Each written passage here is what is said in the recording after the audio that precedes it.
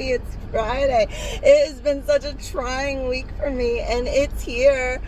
I don't have to do any more tests this weekend. I don't have to do any studying. I get to go out kayaking again. I love me some kayaking. It's so amazing.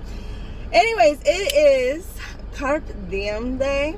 I hope I said it right. It means seize the day, which I'm going to seize tomorrow. Today I'm going to be working, but if you have the opportunity to seize the day, do it. And you know what? After work, I'm going to seize the day. I'm just going to take it and enjoy it to its fullest. That's what you got to do. It's Friday, and we're going to have the best Friday ever, guys. It's going to be the bomb. February 26th, I'm telling you. It's pistachio day. And those little nuts are absolutely fantastic. They're delicious.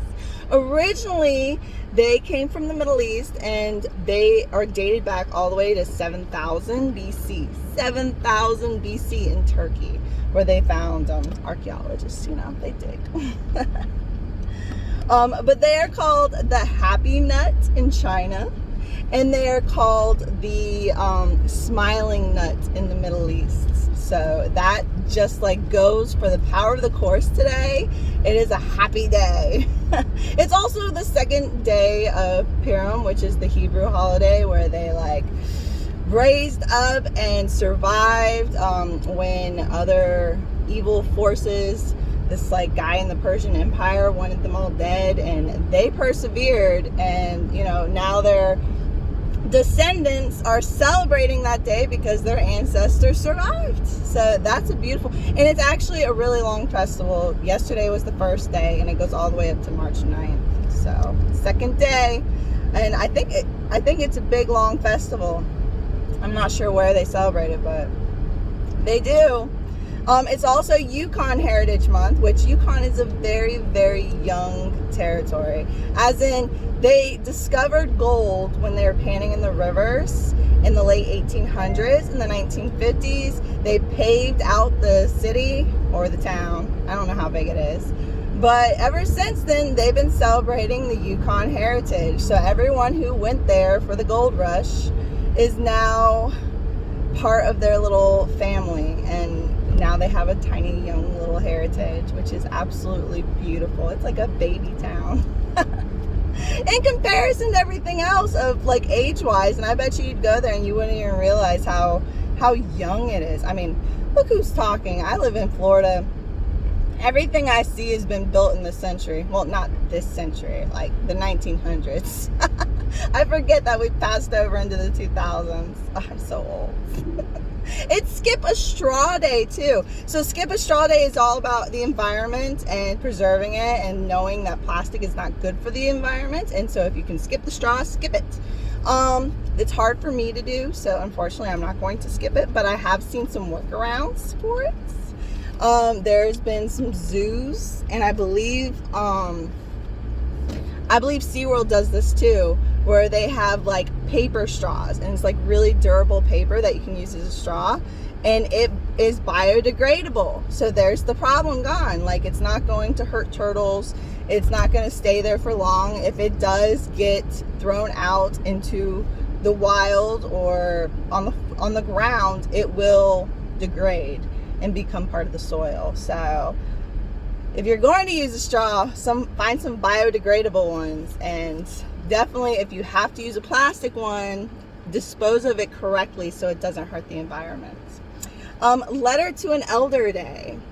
So this is very important in Florida because I think we have one of the biggest elderly populations, probably even in the world. I mean, I'm speaking out of turn because I have no idea if that's true, but we do have a huge, this is the go-to place to retire for most of the United States. And they get lonely. Imagine, if you can just imagine that, being in their situation where, your friends, your family, the people that you grew up with, and you're now the oldest, and all the younger people who are not anywhere near you, you're either in one of those elderly communities or you're in an old folks home, and the youth are living life, and life gets busy and they're not necessarily giving you calls all the time. So this is a good way to reach out and like just help them along and make them feel less confined. They can't move around. They can't just travel. It's so sad. I really hope I hope I'm going to be mobile all the way to the end, because like it's so sad seeing that they're confined to their quarters kind of thing. But not all of them are. There's an old folks home. It's called Sola Vida. It's like 55 plus community down in it's down south of Kissimmee, and they have like these go-karts that they travel around, and they have like a city hall where they play bingo, and they have little restaurants, and they have little dances, and they have a farmer's market, and so they get around. And I mean, I think that's ideal for me. That's beautiful. But yeah, so write a letter to an elder and make them know that they're not alone and that you're thinking of them. It's also Levi Strauss's birthday. Yeah, 1829 today, February 26, 1829. He was born, and he was American German. He was he lived in San Francisco, and he was a merchant. But he saw that, you know, the people who were mining, because that was during the big gold rush, and people were mining, and they were constantly ripping their pants. And so he came up with the idea of taking this really sturdy denim and turning it into pants. So he went to a tailor and had them made, and then he got a patent, and then there you go, we got jeans. And now, like, that's all I wear. I love my jeans. I mean, they're so durable, they last forever. And you can imagine that if you worked in the mines, you needed jeans. I can't imagine working in the mines and not having jeans. What? That's a hazard. You wouldn't even think about it now. But anyways, that happened. And I think he made them in 1870, so the late 1800s is when they were really available for people to use. It's Personal Chef Day. We can all appreciate personal chefs, or wish we had personal chefs. I am my own personal chef, so I appreciate myself. But if I had my own personal chef that was not me, I would appreciate them so much. So remember that, rich kids. If you have a personal chef, appreciate it, because having to come home when you're exhausted and figuring out what you're going to eat because you have to, you can't just skip because you got kids to worry about. Yeah, it happens. It's life. And if you have a personal chef, then you're just like, what's for dinner? Or, you know what? I don't want that. I want this. Make it.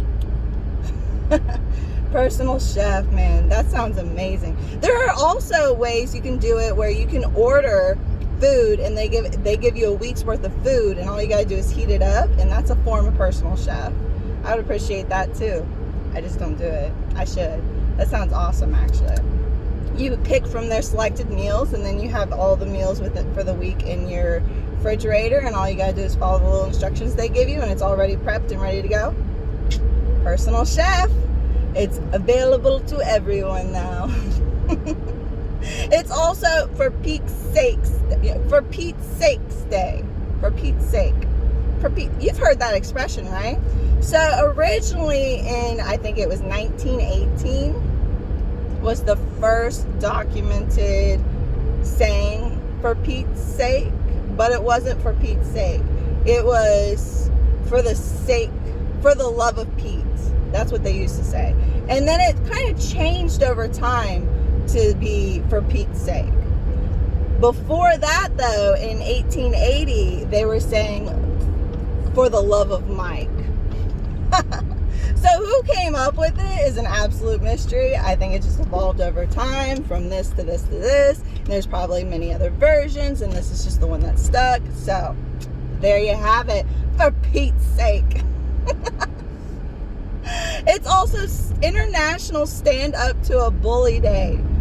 And that doesn't mean just your bully. If you see someone being bullied, stand up for them. It's not nice, and it's not good. It's unhealthy for the bully and for the victim. It's not good.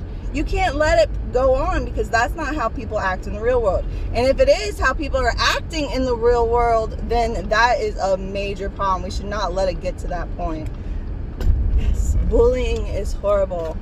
I think in the past, this must be an anti-bullying month, because I've heard it go over and over and over again. They're trying to drill it into our heads. Be positive, not negative, and stop bullying. Don't just let it happen in your peripheral and let it continue, because that's how things escalate. Stop it in its tracks, or tomorrow it's going to be you. It would be. It's also Tell a Fairy. Oh my God. Tell a Fairy Day. So it's about fairy tales. And of course, the way you can celebrate Tell a Fairy Day is by reading fairy tales, watching fairy tales. But it originates from people actually going and telling fairies. So you know how you have bird houses in your backyard and you expect birds to come, or you plant certain flowers and you expect butterflies to come, right? You do, because it attracts them. So in Northern Europe, particularly Ireland, they have little fairy houses that they build, and you build them for the fairies. The fairies come and live with them, but the fairies are very skittish. So when you go to the fairy house, they hide, but they're around, they can hear you, and you leave an offering of some bread or whatever the fairies like, some berries, I don't know, usually a food, maybe some milk. And then you speak to them and you ask them questions or favors, or you just talk to them. And that's where it kind of originates from. It kind of reminds me of a prayer. And you're like, oh, if you have any power, please let food come to us, or let this person heal, or that kind of thing. And yeah, that's where it comes from. So, yeah, if you see a little house for little people kind of thing, that's someone's fairy house. I've never come across one, but I've seen them on YouTube. I've seen them on YouTube, guys. I have, and they're adorable. I think I'm going to build one in my house just in case. I'm going to put a camera, and I'm going to spot them fairies. Yeah, I'm going to do that, because I want to see some fairies. It's also Carnival Day, which is not as old as I thought. I thought carnivals were ancient, but apparently they came around in 1893, was the World Columbian Expo, and they had the first Ferris wheel.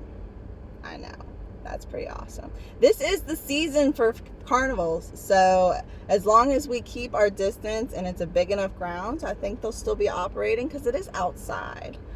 But yeah, I love carnivals. They're fun. I love watching the kids just run after the stuff, the activity, the music, the carnival music. Anyways, happy Friday, guys. I hope you all have a great weekend, and I'll talk to y'all next time. Bye.